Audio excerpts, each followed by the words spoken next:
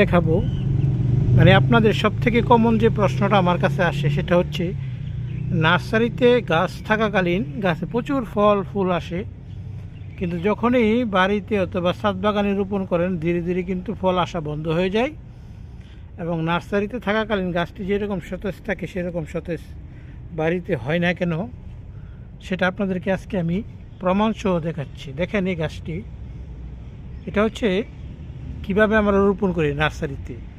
ঠিক এই পদ্ধতি অবলম্বন করে রোপণ করতে পারলে আপনার কাছে 12 মাসই ফল মুকুল এবং আপনার গাছ এরকম সতেজ থাকবে। তো সেটার জন্য কিছু প্রয়োজনীয় সার ব্যবহার করতে হয়, যেটা সকল নার্সারির মালিকরাই করে থাকেন।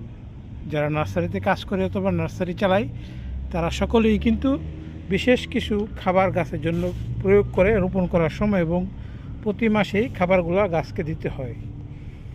না দিলে কিন্তু যে কোনো গাছ ছোটোকালে এত ফল আসবে না। তো আমরা বাসা বাড়িতে যখন রোপণ করি তখন কিন্তু আমরা তেমন একটা খাবার দিই না। তো আমি দেখাই আমরা মূলত টবে কী কী উপাদান দিয়ে রোপণ করি। তো প্রথমে যেটা আমি নিচ্ছি সেটা হচ্ছে কম্পোস্ট। তো কম্পোস্টটা আমি প্রথমে টবে দিয়ে দিই। কম্পোস্ট টবে দেওয়া হয়ে গেছে, তারপরে দেখেন আমি আরও কী কী দিই। এই যে দেখেন এটাও একটি গাছের খাবার।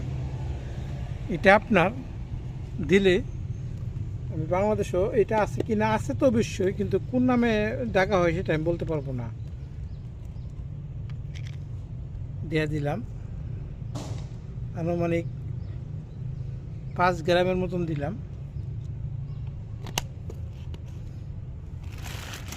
আর এটা এখন যেটা দিতেছি দেখেন, এটা হচ্ছে আপনার পাউডার জাতীয়, এটা হচ্ছে রুট হরমোন, মানে গাছের শিকড় বৃদ্ধি করে, এটাই নতুন শিকড় গজায়।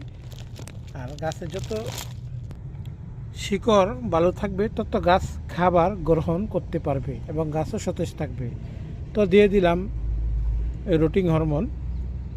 তারপর যেটা দিব সেটা হচ্ছে অর্গানিক সার। আমরা অনেকে রাসায়নিক সার ব্যবহার করে, আমি কিন্তু বেশি একটা রাসায়নিক পছন্দ করি না, কারণ রাসায়নিক সার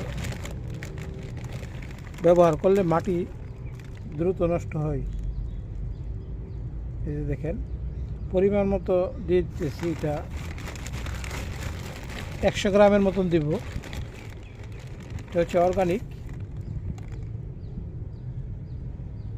এটা অনেকে ভাবতে পারেন ছাগলের বিষটা, তা না, এটা কিন্তু মুরগির বিষটা দিয়ে প্লেট সার তৈরি করা হয়েছে। মুরগির বিষটা এটা বেশি দেওয়া যাবে না, অতিরিক্ত দিলে কিন্তু আবার গাছ নষ্ট হয়ে যায়।